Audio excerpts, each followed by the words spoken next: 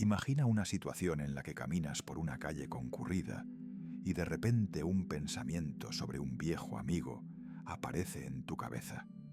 No lo has visto en 10 años, no has dicho su nombre, pero 3 segundos después tu teléfono suena.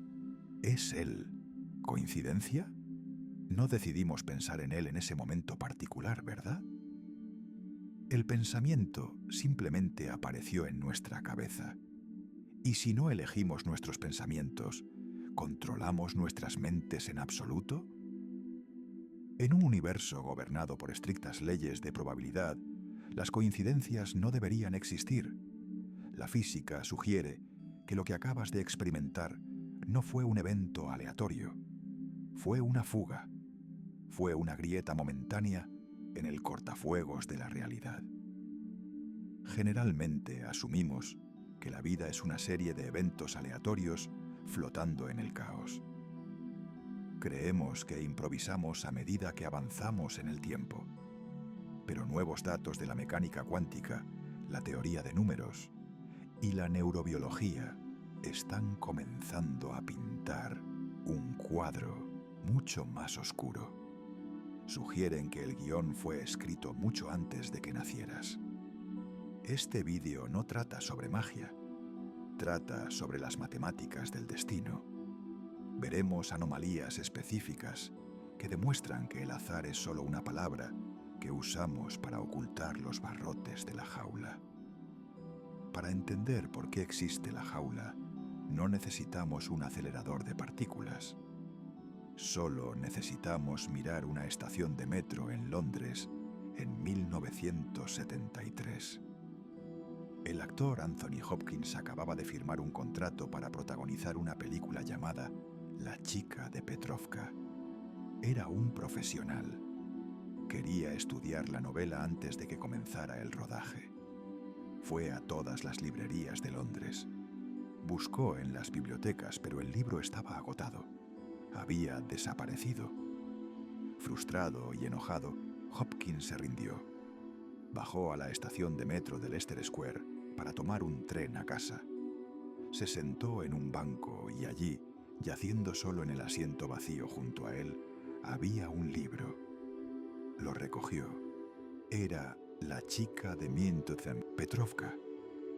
Ahora, tu cerebro quiere llamar a esto suerte, pero las matemáticas dicen que es imposible. En una ciudad de 9 millones de personas, ¿cuáles son las probabilidades de encontrar el objeto exacto y agotado que necesitas en el segundo exacto en que dejas de buscarlo? Pero la historia se pone peor. Un año después, en el set de la película, Hopkins conoció al autor de la novela, George Pfeiffer. Pfeiffer no tenía una copia de su propio libro. Le dijo a Hopkins que le había prestado su copia personal, la que estaba llena de sus propias notas escritas a mano, a un amigo que la había perdido en un coche robado en algún lugar de Londres. Hopkins fue a su bolso. Sacó el libro que encontró en el banco del metro. Lo abrió. Los márgenes estaban llenos de notas escritas a mano. No era solo una copia, era la copia. Si calculas la probabilidad de esta cadena de eventos, el coche perdido, el banco del metro, el momento, el encuentro, es aproximadamente de 1 en 10.000 millones. Física, una probabilidad de 1 en 10.000 millones no es un accidente, es una trayectoria. Implica que el libro no estaba allí por casualidad. Implica que el libro fue colocado allí. Piensa en el momento. Ese libro se perdió un año antes. Viajó por la ciudad durante 365 días, solo para aterrizar en ese banco en el momento exacto en que él se sentó. Fue como una bala disparada en cámara lenta. Así que pregúntate, ¿tu futuro viene a por ti ahora mismo? ¿Y puedes siquiera detenerlo? Y si el libro fue colocado, entonces Hopkins no era un actor tomando una decisión. Era un actor llegando a su marca.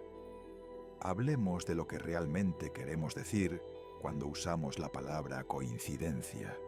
Por lo general, Es solo una situación en la que las probabilidades se sienten increíblemente bajas, como pensar en una persona específica justo antes de doblar la esquina y encontrártela. Miramos ese momento y pensamos, vaya, ¿cuáles son las posibilidades? Pero en 1986, un matemático llamado John Littlewood decidió dejar de adivinar y realmente verificar la mecánica de cómo funciona el azar en una vida humana. Quería ver si estos eventos son genuinamente raros o si nuestros cerebros simplemente son malos para entender cuántos datos consumimos cada día. Para averiguarlo, Littlewood construyó un modelo matemático de un día humano estándar. Necesitaba definir una unidad básica de experiencia. Así que se le ocurrió el concepto de un evento. Así es como funciona la lógica. Un evento es simplemente cualquier cosa que a tu cerebro le toma aproximadamente un segundo notar y procesar. No tiene que ser un accidente de coche o un billete de lotería ganador. Mirar esta pantalla es un evento. Escuchar un coche pasar afuera es un evento. Rascarse la nariz es un evento. Littlewood estimó que una persona normal está despierta y prestando atención activamente al mundo durante aproximadamente 8 horas al día. El resto es dormir o estar distraído.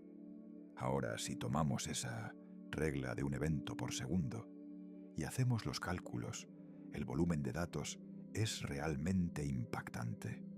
Hay 60 segundos en un minuto. Esos son 60 eventos. Hay 60 minutos en una hora, lo que nos da 3.600 eventos distintos cada hora. Si multiplicas eso por las 8 horas que pasas despierto, resulta que estás procesando aproximadamente 30.000 eventos separados cada día. La mayoría de las veces, esto es solo información aburrida. Es solo la textura de la pared o el color del cielo. Pero estadísticamente, las leyes de la probabilidad se aplican a cada uno de esos 30.000 momentos, no solo a los que se sienten especiales. Entonces, Littlewood se preguntó qué pasaría si dejáramos correr este contador durante un mes. Si simplemente vives tu vida normal y aburrida durante 35 días, las matemáticas dicen que habrás procesado aproximadamente 1.000.000 de estos eventos distintos. Y este es el remate.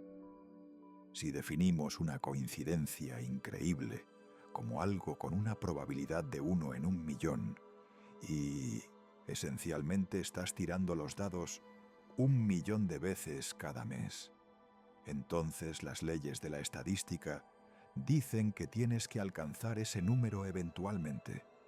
No es una anomalía espeluznante, es solo un tamaño de muestra masivo.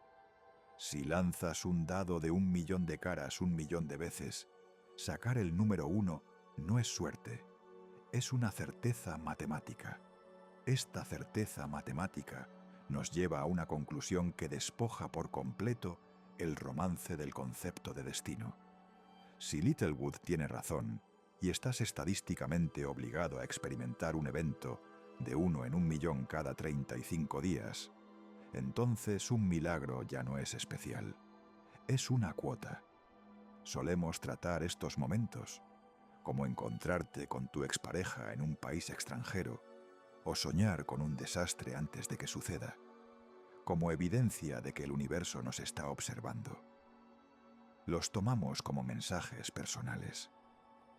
Pero bajo la ley de los grandes números, el universo no te está enviando un mensaje. Simplemente está ejecutando un guión. Piensa en la escala de esto a nivel planetario. Hay 8.000.000.000 de personas en la Tierra. Si cada una de ellas vive una vida normal, encontrando 1.000.000 de eventos por mes, entonces, estadísticamente, deben ocurrir 8.000.000.000 de milagros en este planeta cada 30 días. Si no sucedieran, eso sería la violación de la física. Significa que la increíble sincronización que experimentó Anthony Hopkins No fue un truco de magia. Simplemente fue su turno. Él fue simplemente el punto de datos que casualmente cayó en esa ranura específica en la curva de probabilidad.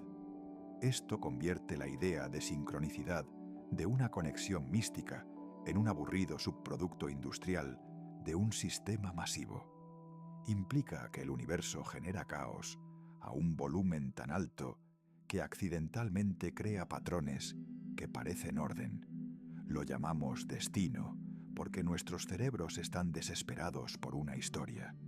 Pero para el universo, tu destino es solo un error estadístico que aún no ha sido redondeado. No eres el protagonista de una película.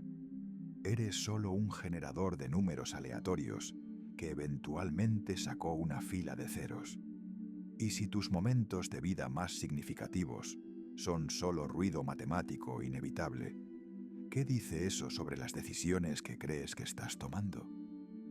Ahora, necesitamos ejecutar un diagnóstico en el hardware dentro de tu propio cráneo. Porque la razón por la que estas coincidencias se sienten tan imposibles no se trata solo de que el universo genere eventos. Se trata del hecho de que tu cerebro es fundamentalmente incapaz de procesar las matemáticas del caos. Hay un famoso problema en la teoría de la probabilidad llamado la paradoja del cumpleaños y expone un defecto crítico en la lógica humana. Imagina que entras en una habitación donde hay 23 personas al azar, un equipo de fútbol y sus entrenadores o un aula. Te pido que apuestes dinero a una pregunta simple. ¿Cuáles son las posibilidades de que dos personas en esa habitación compartan el mismo cumpleaños? Tu cerebro inmediatamente comienza a hacer el cálculo. Piensas en ti mismo. Sabes que hay 365 días en un año. Miras a las 23 personas. El número 23 parece diminuto en comparación con 365. Así que tu lógica te dice que las probabilidades deben ser bajas. Quizás un 5%, quizás un 10% si tienes suerte. Si apostaras con esas probabilidades, perderías tu dinero. La probabilidad matemática real de una coincidencia en un grupo de solo 23 personas es superior al 50%. Es un cara o cruz. Si aumentas la multitud a solo 75 personas, una sala de cine parcialmente llena o un autobús, la probabilidad se dispara al 99,9%. Se convierte en una garantía estadística. ¿Cómo es esto posible? ¿Por qué se siente tan incorrecto? El fallo ocurre porque tu cerebro está haciendo la pregunta equivocada. Estás pensando, ¿cuáles son las probabilidades de que alguien aquí tenga mi cumpleaños? Ese es un cálculo lineal. Estás comparando un punto de datos específico, tú, contra otros 22. En ese caso, las probabilidades son de hecho bajas. Pero al universo no le importas tú. El universo está buscando cualquier coincidencia entre dos personas cualesquiera. Esto se llama un aumento exponencial en la complejidad. Piénsalo como apretones de manos.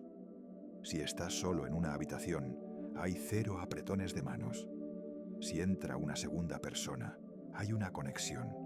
Si entra una tercera persona, de repente hay 3 conexiones posibles. El primer par, el segundo par y el par que une a la primera y la última persona. Para cuando llegas a 23 personas, no estás lidiando con 23 fechas. Estás lidiando con 253 pares únicos de conexiones potenciales. Tienes 253 billetes de lotería y solo necesitas que uno de ellos gane el premio gordo. Nuestros antepasados no necesitaban entender las matemáticas exponenciales para sobrevivir en la sabana. Solo necesitaban contar leones linealmente. Un león es malo, 2 son peores. Pero en un sistema complejo, Como una ciudad moderna o Internet, estamos ahogados en estas conexiones exponenciales. Esto demuestra que el mundo está significativamente más abarrotado de lo que percibes. El espacio para la aleatoriedad es mucho más pequeño de lo que parece. Cuando conoces a un extraño que fue a la misma escuela secundaria que tú, o comparte tu apellido raro, no es una señal de que las estrellas se alinearon. Es una señal de que estás en una habitación con 75 personas y las matemáticas dicen que una colisión es 99,9% inevitable. La jaula es más estrecha de lo que piensas. Si la paradoja del cumpleaños demuestra que nuestro hardware biológico es malo para procesar multitudes, esta próxima anomalía demuestra algo mucho más perturbador sobre el software del universo mismo. Generalmente asumimos que los números son justos. Si te pidiera que miraras una lista de datos caóticos naturales, como las longitudes de cada río en la Tierra, o la población de cada pueblo en Perú, o el monto en dólares de cada factura de electricidad en Nueva York, esperarías que los números fueran aleatorios. Supondrías que el primer dígito de esos números tiene la misma probabilidad de ser un 1, un 5 o un 9. Se siente como una tirada de dados estándar. Pero en 1938, un físico llamado Frank Benford notó que el universo tiene un sesgo. Y no es un sesgo pequeño, es un amaño estructural masivo. Analizó 20.000 conjuntos de datos diferentes, desde pesos atómicos hasta estadísticas de béisbol. Descubrió que en los sistemas caóticos naturales, el número 1 no es solo otro dígito. Aparece como el dígito principal el 30% de las veces. Piensa en lo roto que suena eso. Hay 9 dígitos posibles. Si el mundo fuera verdaderamente aleatorio, el número 1 solo debería aparecer alrededor del 11% de las veces, pero aparece casi 3 veces más a menudo de lo que debería. El número 9, por otro lado, es suprimido. Solo aparece como el primer dígito el 5% de las veces. Este patrón, ahora conocido como la ley de Benford, es tan preciso y tan universal que actúa como una huella digital para la realidad. Implica que el caos de la naturaleza no es caótico en absoluto. Sigue un estricto guión logarítmico. El universo ama los números pequeños y suprime los grandes. Esto no es solo una curiosidad matemática, es un hecho armado. El Servicio de Impuestos Internos, IRS, en Estados Unidos, realmente usa esta ley para atrapar a los evasores de impuestos. Cuando un humano intenta cometer fraude, inventa números que cree que parecen aleatorios. Distribuyen los dígitos por igual porque su cerebro les dice que así es como se ve lo aleatorio. Pero como no siguen el guión de Benford, sus declaraciones de impuestos falsas destacan como un letrero de neón contra el fondo de la realidad real, matemáticamente sesgada. Este es el horror de la revelación. Solo puedes fingir la aleatoriedad si no entiendes el código. Pero la naturaleza entiende el código perfectamente. Implica que las longitudes de los ríos, las estrellas en el cielo y el dinero en tu cuenta bancaria no son valores que flotan libremente. Están restringidos por un algoritmo oculto que dicta la probabilidad de su existencia. El juego está amañado y los dados están cargados. Así que los números están amañados. Pero seguramente si miramos el cielo nocturno, estamos viendo pura libertad sin adulterar. Las estrellas están esparcidas por la galaxia en un rocío caótico de plasma. Cuando miramos hacia arriba y vemos una forma como la Osa Mayor o Orión, nos decimos que estamos inventando esa forma. Creemos que las constelaciones son solo la imaginación humana dibujando líneas entre puntos aleatorios. Pero en 1930, un matemático británico llamado Frank Ramsey demostró que no estamos inventando nada. Demostró que las formas son obligatorias. La teoría de Ramsey es una rama de las matemáticas que estudia las condiciones bajo las cuales debe aparecer el orden. Y su teorema central es aterradoramente simple. El desorden completo es imposible. Las matemáticas demuestran que si tienes un conjunto de datos lo suficientemente grande, como miles de millones de estrellas esparcidas en una galaxia, es matemáticamente imposible evitar crear patrones reconocibles. Si esparces suficientes puntos en un gráfico, eventualmente debes crear un triángulo perfecto. Si agregas más puntos, debes crear un cuadrado perfecto. No es una cuestión de azar, es una cuestión de saturación. Ramsey demostró que dentro de cualquier sistema suficientemente grande, bolsas de orden estricto se generarán espontáneamente simplemente porque no quedan otras opciones. El caos se queda sin formas de ser caótico. Esto replantea por completo el concepto de destino. Tendemos a pensar en el destino como una fuerza mística que te guía a una persona o evento específico. Pero la teoría de Ramsey sugiere que el destino es solo geometría trabajando a una escala masiva. Si interactúas con suficientes personas y tomas suficientes decisiones, debe surgir un patrón. Tenías que conocer a esa persona. Tenías que tener ese accidente. No porque un dios escribiera un guión para ti personalmente, sino porque el universo es un sistema finito que se ve obligado a repetir estructuras. Estamos atrapados en un sistema que prohíbe la verdadera singularidad. Así como las estrellas se ven obligadas a formar la figura de un cazador o un oso, tu vida se ve obligada a formar un arco narrativo. No estás escribiendo tu historia, solo estás conectando los puntos que matemáticamente se requería que estuvieran allí desde el momento en que el Big Bang esparció los datos. El caos no es la ausencia de orden. El caos es solo orden que aún no ha sido reconocido. Si la teoría de Ramsey sugiere que la estructura de tu vida es geométricamente inevitable, este siguiente concepto sugiere que los detalles específicos, cada palabra que pronuncias, cada error que cometes y el momento exacto en que mueres ya están escritos. Y han estado escritos desde siempre. Probablemente recuerdes el número pi de la geometría de la escuela secundaria.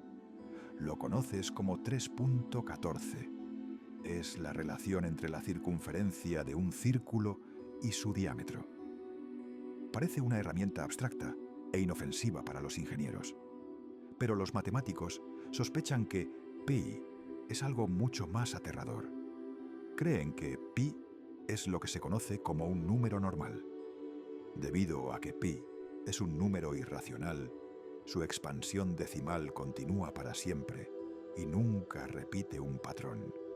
Es una cadena infinita de dígitos aleatorios, y si una cadena es verdaderamente infinita y aleatoria, entonces, por definición, debe contener cada secuencia finita posible de números. Esto suena técnico, pero las implicaciones son absolutas.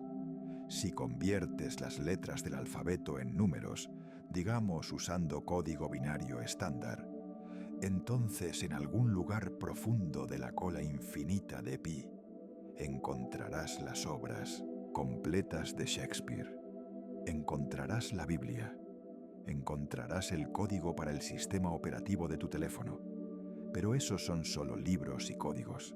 Se vuelve personal. En algún lugar de esa cadena de dígitos hay una secuencia que describe perfectamente el código genético de tu ADN. En otro lugar, hay una secuencia que describe la posición exacta de cada átomo en tu cuerpo en este momento. Y más adelante, hay una secuencia que describe las coordenadas de tu tumba y la fecha en tu lápida. Esta información no está siendo generada por el número, está contenida dentro de él. Dado que el número pi es una constante fundamental de las matemáticas, lo que significa que existió antes del Big Bang y existirá después de la muerte térmica del universo, esto implica que toda tu biografía no es un evento futuro, es un dato estático que siempre ha existido. Tendemos a pensar en el tiempo como un proceso de escribir una historia. Creemos que estamos creando el futuro, pero la existencia de pi sugiere que el universo es solo un algoritmo de descompresión. El futuro son solo datos que ya están encriptados en las constantes fundamentales de la realidad, esperando ser leídos. No estás viviendo una vida, solo estás descomprimiendo lentamente un archivo que ya estaba en el disco duro, y cada elección que haces es solo el siguiente dígito en la expansión.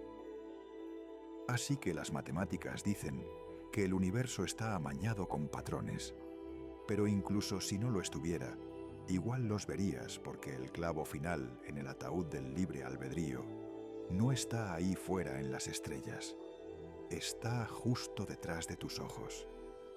Necesitamos hablar de por qué ves caras en Marte, animales en las nubes o figuras religiosas en una tostada quemada. Lo llamamos apofenia. Es la tendencia del cerebro humano a percibir conexiones significativas entre cosas no relacionadas. Durante mucho tiempo pensamos que esto era solo una peculiaridad de la imaginación. Pero la biología evolutiva nos dice que en realidad es un parche de supervivencia codificado en tu firmware. Piensa en un ancestro humano caminando por la hierba alta de la sabana hace 100.000 años. Oye un crujido en los arbustos. Su cerebro tiene que hacer un cálculo en una fracción de segundo. Tiene que elegir entre dos tipos de errores estadísticos. Un error de tipo 1 es un falso positivo. Asume que el crujido es un tigre, pero en realidad es solo el viento. Si comete este error, huye. Parece un poco estúpido y gasta algo de energía, pero sobrevive. Un error de tipo 2 es un falso negativo. Asume que el crujido es solo el viento, pero en realidad es un tigre. Si comete este error, está muerto. La selección natural es un filtro brutal. Mató sistemáticamente a cada humano relajado y escéptico que esperaba más evidencia. Las únicas personas que sobrevivieron para transmitir sus genes, tus antepasados directos, fueron los paranoicos. Los que veían tigres en el viento, los que veían patrones donde no había patrones. Eres el descendiente de un linaje de máquinas de coincidencia, de patrones hipersensibles. Esto significa que la sincronicidad es en gran medida una alucinación biológica. Cuando ves el número 111 en el reloj o cuando suena una canción en la radio que coincide con tu estado de ánimo, tu cerebro está activando una recompensa de dopamina por encontrar una conexión. Se siente significativo porque se siente seguro. El cerebro está aterrorizado por la verdadera aleatoriedad, porque la aleatoriedad equivale al peligro. Así que sobrecompensa. Cose los datos caóticos del mundo en una colcha narrativa para evitar que entres en pánico. No estás viendo la verdad del universo. Estás viendo una interfaz de usuario diseñada para evitar que un simio asustado sea devorado. Estamos programados para encontrar el guión, incluso si tenemos que inventarlo nosotros mismos. Hemos establecido que tu cerebro es una máquina buscadora de patrones. Pero, ¿y si el cerebro no solo está percibiendo los patrones? ¿Y si está rompiendo activamente la máquina?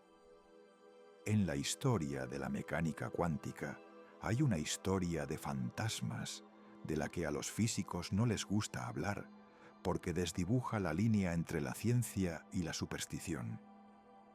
Se refiere a Wolfgang Pauli, uno de los padres de la teoría cuántica y ganador del premio Nobel.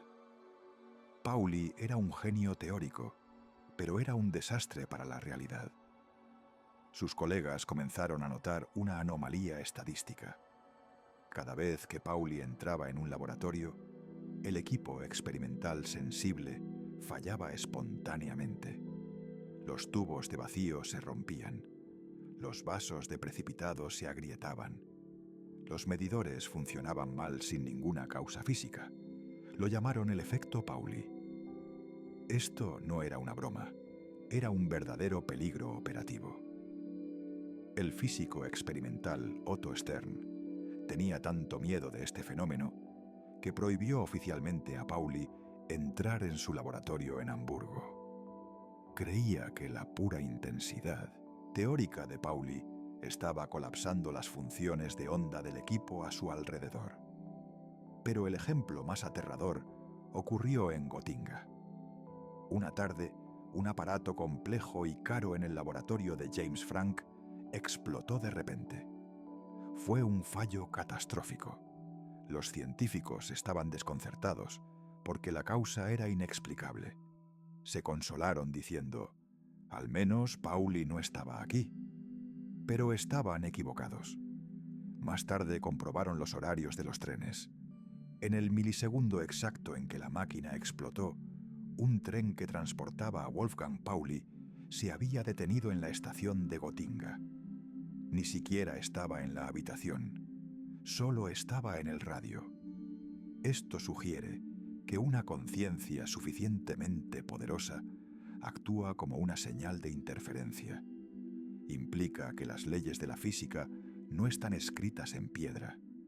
Son sensibles a la presencia de un observador. Tu mente no es una cámara pasiva que graba el mundo. Es un isótopo radiactivo que corrompe los datos solo por estar allí. Si Pauli nos mostró que la mente puede romper la maquinaria, Carl Jung nos mostró que puede hackear el guión de la propia naturaleza. En 1952, el famoso psicólogo estaba tratando a una mujer que resultaba imposible de curar. Era hiperracional. No creía en el subconsciente. Trataba su vida como una hoja de cálculo, descartando cualquier cosa que no pudiera explicarse con la lógica.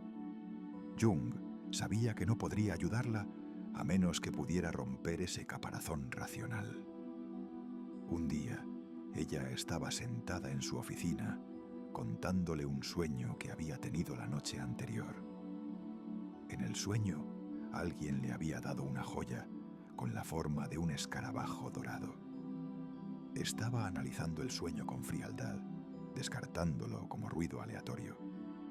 Pero exactamente en ese momento, hubo un suave golpeteo en la ventana detrás de Jung. Jung se dio la vuelta. Algo intentaba entrar. Abrió el pestillo y atrapó al insecto mientras volaba hacia la oscura habitación. Era una Cetonia aurata, el escarabajo de las rosas común. Es un escarabajo con un caparazón metálico de color verde dorado. Era lo más parecido a un escarabajo dorado que existe en el clima suizo. Jung le tendió el escarabajo a su atónita paciente y le dijo: «Aquí está tu escarabajo». El shock de ese momento hizo añicos sus defensas racionales. La barrera entre su sueño interno y la realidad externa se había derrumbado. Jung acuñó un término para este fenómeno: sincronicidad. No lo definió como una coincidencia, sino como un principio de conexión acausal. Argumentó que la mente y el mundo físico no son dos cosas separadas. Son dos caras de la misma moneda. Cuando tu tensión psíquica interna se eleva lo suficiente, como la desesperada necesidad de un avance de la mujer, rompe el muro. El sueño se derrama en la calle. Esto significa que la realidad no es un contenedor sólido, es una membrana sensible. Y si empujas lo suficientemente fuerte desde adentro, la membrana se estira y el universo se ve obligado a imprimir el objeto de tus pensamientos en 3D. Para entender cómo un pensamiento puede convertirse en un escarabajo o cómo un físico puede hacer explotar una máquina, tenemos que mirar el lecho de roca de la realidad moderna, la interpretación de Copenhague. Este fue el momento en 1927 en que la física dejó de ser sobre cosas y comenzó a ser sobre información. Antes de esto, creíamos que el universo era como una habitación oscura llena de muebles. Asumíamos que incluso si no estabas en la habitación, la silla seguía allí, sólida y definida. Pero Niels Bohr y Werner Heisenberg demostraron que los muebles subatómicos no se comportan así. Descubrieron que un electrón no es una pequeña bola dura que orbita un núcleo. Cuando no lo estás mirando, el electrón físicamente deja de tener una ubicación, se disuelve, se convierte en una función de onda, una nube fantasmal de probabilidad matemática que existe en todas partes a la vez. Está en la esquina, está en el centro y está en el techo simultáneamente. Este estado se llama superposición. El electrón solo se materializa en una única posición sólida en el momento exacto en que intentas medirlo. El acto de observación obliga al universo a tomar una decisión. Obliga a la onda difusa a colapsar en una partícula dura. Esto implica algo aterrador sobre la naturaleza de tus propios ojos. No solo estás recibiendo luz pasivamente, tu mirada es una fuerza activa. Actúa como un láser que quema la probabilidad en la realidad. Sin un observador, el universo es solo una neblina de quizás. Se necesita una mente consciente para forzar al quizás a convertirse en es. El mundo no existe hasta que lo miras.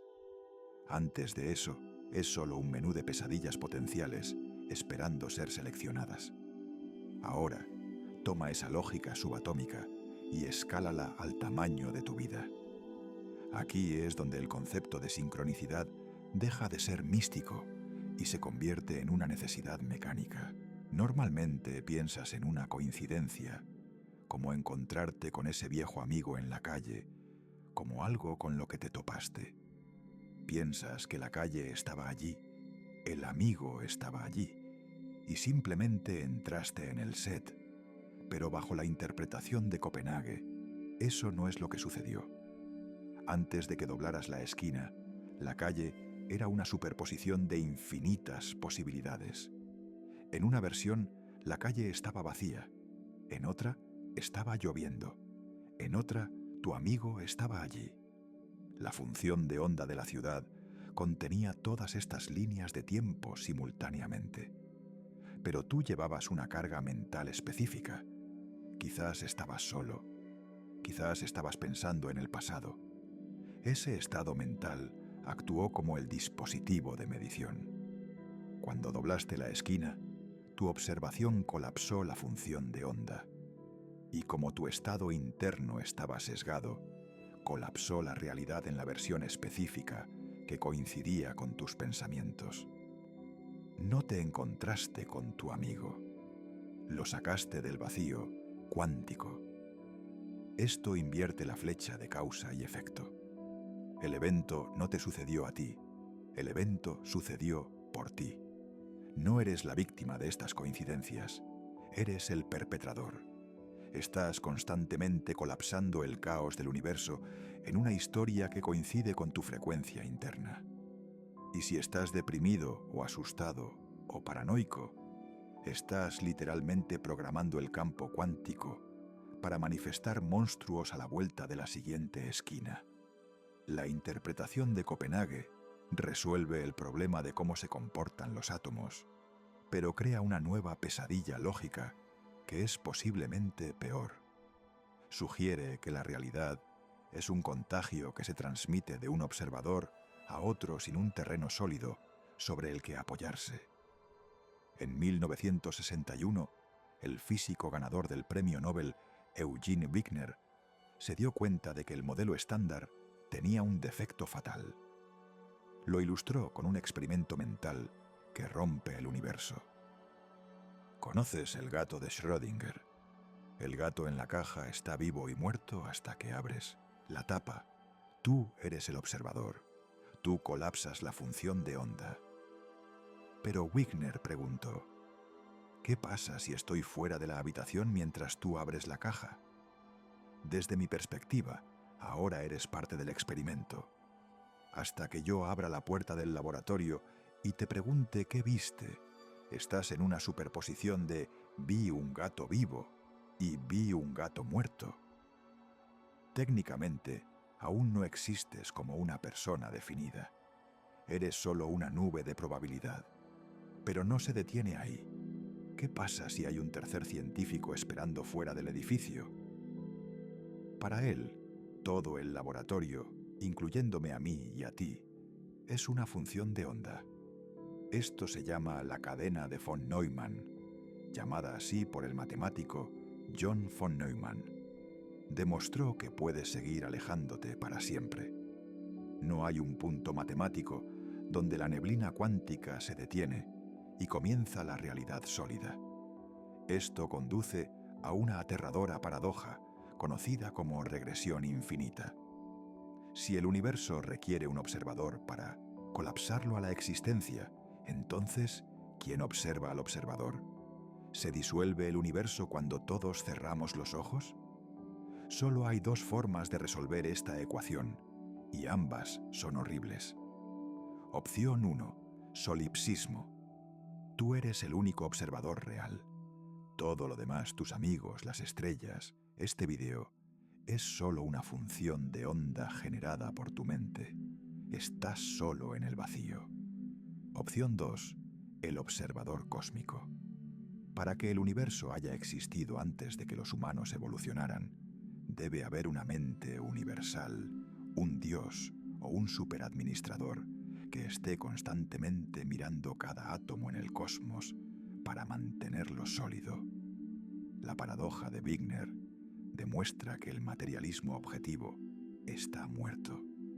No puedes tener un universo hecho de rocas muertas. O necesitas un dios solitario, o necesitas aceptar que estás viviendo en un sueño donde el escenario solo se carga cuando lo miras. Si crees que el poder del observador se limita a las partículas cuánticas en un laboratorio, estás equivocado. El laboratorio más peligroso es tu propio cuerpo, y el observador está reescribiendo actualmente tu código biológico.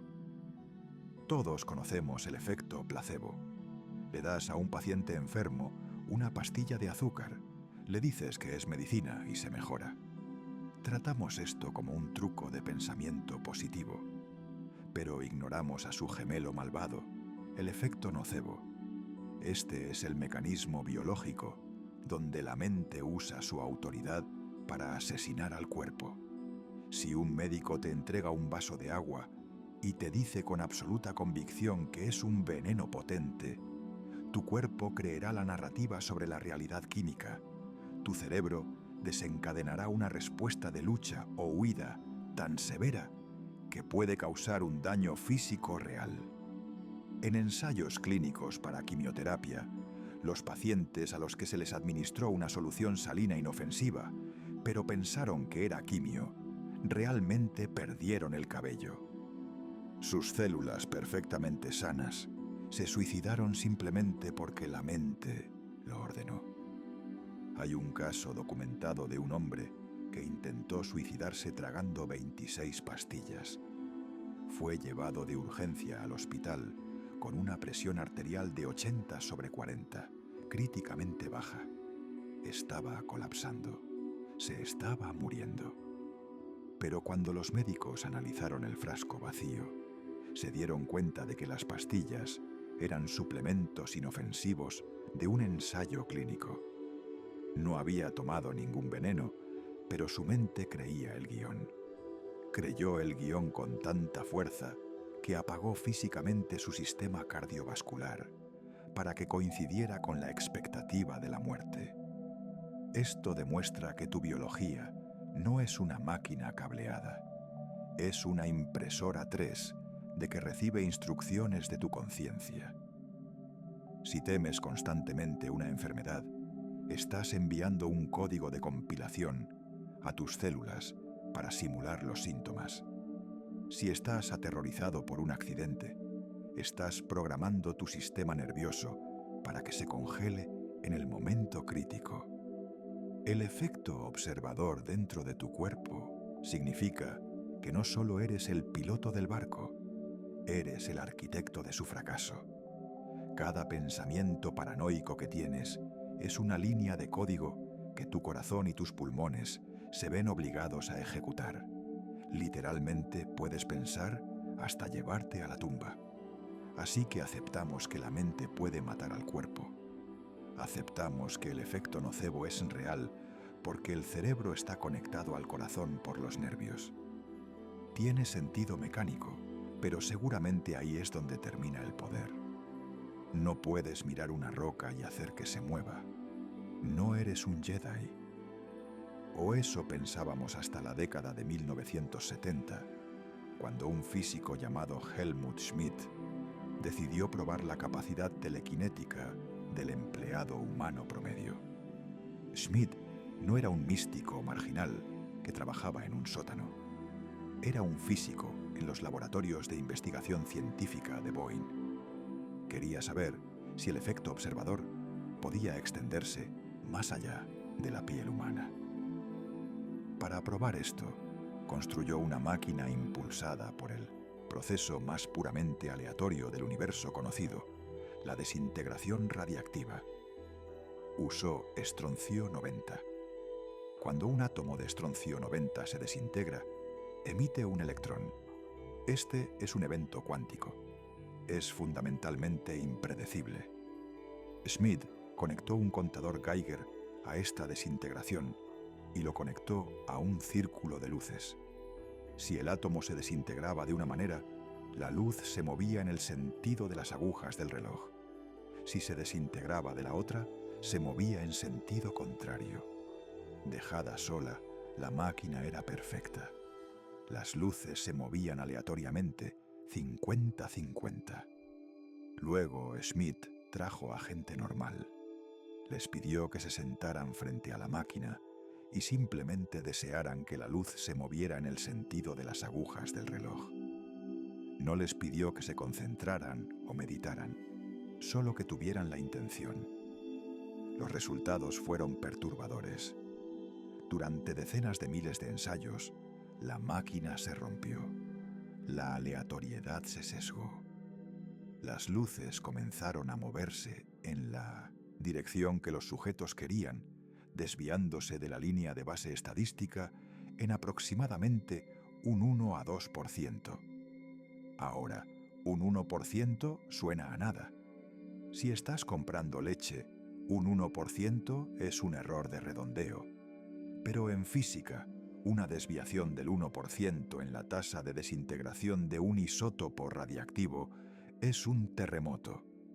Es como dejar caer un bolígrafo y que caiga ligeramente de lado porque lo miraste.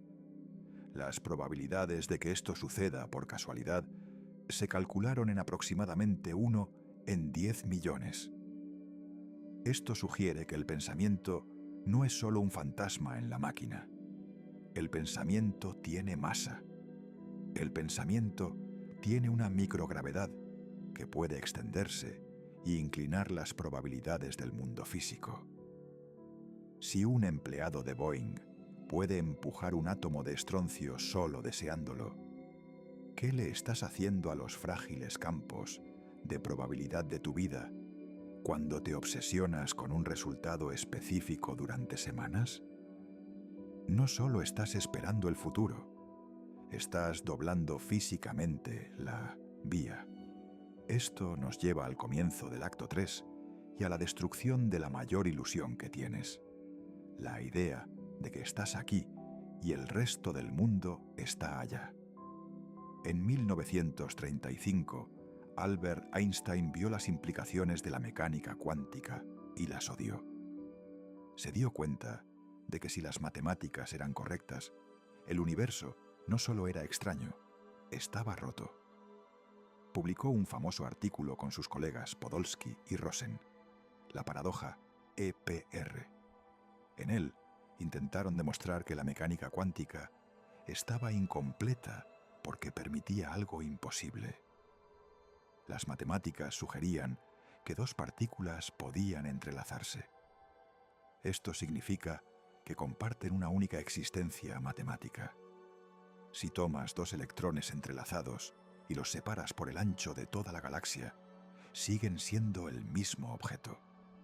Si mides el primer electrón y encuentras que gira hacia arriba, el segundo electrón, instantáneamente, en ese preciso momento, se colocará en giro hacia abajo.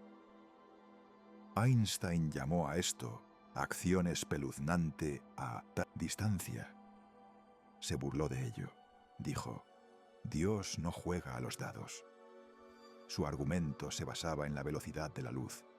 Nada puede viajar más rápido que la luz. Si toco un electrón aquí, la señal no puede llegar al otro electrón, al otro lado de la galaxia instantáneamente. Eso rompería la ley de causalidad. Einstein argumentó que las partículas debían ser como un par de guantes.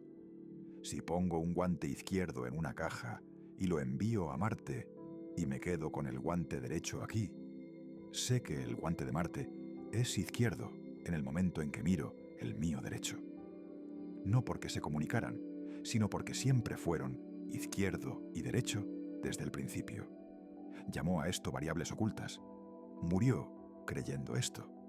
Murió creyendo que el universo era local, que las cosas solo se afectan entre sí si se tocan. Pero Einstein estaba equivocado. Cometió el error más grande de su vida porque tenía demasiado miedo de aceptar la alternativa. No podía aceptar que la distancia es una mentira. La paradoja EPR no fue una refutación de la mecánica cuántica. Fue una profecía. Einstein demostró que o el mundo tiene variables ocultas, guantes, o el universo es una única red interconectada donde el espacio no existe. Apostó por los guantes, y como estamos a punto de ver, perdió la apuesta. La acción espeluznante es real, y tú eres parte de ella. Así que el premio Nobel lo confirmó. El universo no es local. Pero a menos que seas un fotón volando a través de un cable de fibra óptica en un laboratorio suizo. ¿Por qué te importa esto? Importa por de dónde vienes. Los modelos cosmológicos actuales afirman que hace 13,8 mil millones de años, todo en el universo conocido, cada electrón en tu cerebro, cada protón en la silla en la que estás sentado y cada neutrón en la estrella Betelgeuse, estaba aplastado en un único punto de densidad infinita. La singularidad. En ese momento, toda la materia estaba en contacto. Toda la materia estaba entrelazada. Luego ocurrió el Big Bang. El universo se expandió. Las partículas se separaron para crear galaxias. Pero según las reglas del entrelazamiento cuántico, la distancia no rompe el vínculo. Si dos partículas interactúan una vez, permanecen matemáticamente vinculadas para siempre. Esto implica que la expansión del universo es solo un truco visual. Es una inflación del espacio vacío entre los objetos. Pero los objetos mismos siguen dándose la mano a nivel cuántico. Necesitamos dejar de pensar en el universo como una colección de elementos separados. Necesitamos empezar a pensar en él como un único servidor. Imagina un juego masivo multijugador en línea. En tu pantalla, tu personaje se ve distinto. Te ves diferente de los otros jugadores. Estás en una zona diferente. Te sientes solo dentro de tu avatar. Pero en el rack de servidores en el centro de datos, eres solo una corriente de voltaje que atraviesa la misma oblea de silicio que todos los demás. No hay una brecha física entre tú y él. Están procesando en el mismo circuito. Esto explica la sensación espeluznante de saber quién llama antes de descolgar el teléfono. No es telepatía. La telepatía implica enviar una señal de la radio a la radio B a través de una distancia. Esto es acceso directo a archivos. Dado que tu cerebro está hecho de partículas que han estado entrelazadas con el resto del cosmos desde el principio de los tiempos, no estás sintiendo a la otra persona. Estás accediendo literalmente a sus datos, porque en la capa fundamental del hardware, tú eres ellos. Imagina una situación en la que caminas por una calle concurrida y de repente un pensamiento sobre un viejo amigo aparece en tu cabeza. No lo has visto en 10 años, no has dicho su nombre, pero 3 segundos después, tu teléfono suena. Es él. ¿Coincidencia? No decidimos pensar en él en ese momento particular, ¿verdad? El pensamiento simplemente apareció en nuestra cabeza. Y si no elegimos nuestros pensamientos, ¿controlamos nuestras mentes en absoluto? En un universo gobernado por estrictas leyes de probabilidad, las coincidencias no deberían existir. La física sugiere que lo que acabas de experimentar no fue un evento aleatorio, fue una fuga, fue una grieta momentánea en el cortafuegos de la realidad. Generalmente asumimos que la vida es una serie de eventos aleatorios flotando en el caos. Creemos que improvisamos a medida que avanzamos en el tiempo, pero nuevos datos de la mecánica cuántica, la teoría de números y la neurobiología están comenzando a pintar un cuadro mucho más oscuro. Sugieren que el guión fue escrito mucho antes de que nacieras. Este vídeo no trata sobre magia, trata sobre las matemáticas del destino. Veremos anomalías específicas que demuestran que el azar es solo una palabra que usamos para ocultar los barrotes de la jaula. Para entender por qué existe la jaula, no necesitamos un acelerador de partículas. Solo necesitamos mirar una estación de metro en Londres en 1973. El actor Anthony Hopkins acababa de firmar un contrato para protagonizar una película llamada La chica de Petrovka. Era un profesional. Quería estudiar la novela antes de que comenzara el rodaje. Fue a todas las librerías de Londres. Buscó en las bibliotecas, pero el libro estaba agotado. Había desaparecido. Frustrado y enojado, Hopkins se rindió. Bajó a la estación de metro de Leicester Square para tomar un tren a casa. Se sentó en un banco y allí, yaciendo solo en el asiento vacío junto a él, había un libro. Lo recogió. Era La chica de Petrovka. Ahora, tu cerebro quiere llamar a esto suerte, pero las matemáticas dicen que es imposible. En una ciudad de 9 millones de personas, ¿cuáles son las probabilidades de encontrar el objeto exacto y agotado que necesitas en el segundo exacto en que dejas de buscarlo? Pero la historia se pone peor. Un año después, en el set de la película, Hopkins conoció al autor de la novela, George Pfeiffer. Pfeiffer no tenía una copia de su propio libro. Le dijo a Hopkins que le había prestado su copia personal, la que estaba llena de sus propias notas escritas a mano, a un amigo que la había perdido en un coche robado en algún lugar de Londres. Hopkins fue a su bolso. Sacó el libro que encontró en el banco del metro. Lo abrió. Los márgenes estaban llenos de notas escritas a mano. No era solo una copia, era la copia. Si calculas la probabilidad de esta cadena de eventos, el coche perdido, el banco del metro, el momento, el encuentro, es aproximadamente de 1 en 10.000 millones. Física, una probabilidad de 1 en 10.000 millones no es un accidente, es una trayectoria. Implica que el libro no estaba allí por casualidad. Implica que el libro fue colocado allí. Piensa en el momento. Ese libro se perdió un año antes. Viajó por la ciudad durante 365 días, solo para aterrizar en ese banco en el momento exacto en que él se sentó. Fue como una bala disparada en cámara lenta. Así que pregúntate, ¿tu futuro viene a por ti ahora mismo? ¿Y puedes siquiera detenerlo? Y si el libro fue colocado, entonces Hopkins no era un actor tomando una decisión. Era un actor llegando a su marca. Hablemos de lo que realmente queremos decir cuando usamos la palabra coincidencia. Por lo general, es solo una situación en la que las probabilidades se sienten increíblemente bajas, como pensar en una persona específica justo antes de doblar la esquina y encontrártela. Miramos ese momento y pensamos, vaya, ¿cuáles son las posibilidades? Pero en 1986, un matemático llamado John Littlewood decidió dejar de adivinar y realmente verificar la mecánica de cómo funciona el azar en una vida humana. Quería ver si estos eventos son genuinamente raros o si nuestros cerebros simplemente son malos para entender cuántos datos consumimos cada día. Para averiguarlo, Littlewood construyó un modelo matemático de un día humano estándar. Necesitaba definir una unidad básica de experiencia. Así que se le ocurrió el concepto de un evento. Así es como funciona la lógica. Un evento es simplemente cualquier cosa que a tu cerebro le toma aproximadamente un segundo notar y procesar.